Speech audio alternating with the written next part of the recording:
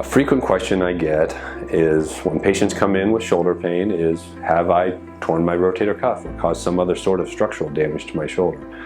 And honestly, sometimes it can be very difficult to tell. Most patients with injuries to their shoulder, especially damage to the rotator cuff, complain of pain, not so much in their shoulder region, but more farther down in their arm. It's typically what we call referred pain. It's just the way that the nerves relay that message to your brain.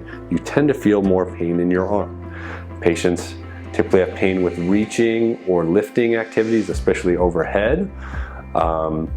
Patients really tend to have pain at night, and I'd say that's a frequent complaint when patients come in. And when I start to hear symptoms like that, I start to get concerned that you might have a rotator cuff tear. Obviously, I take a full history when patients tell me about their symptoms. We perform a complete physical exam, but oftentimes the key diagnostic step is to obtain an MRI. MRI gives me great quality information about the rotator cuff, or possibly damage to the labrum or the biceps tendon, maybe damage to the articular cartilage resulting in arthritis. Or oftentimes patients don't really have any significant structural damage, they've simply developed inflammation in their shoulder, which is typically a problem we can treat without surgery.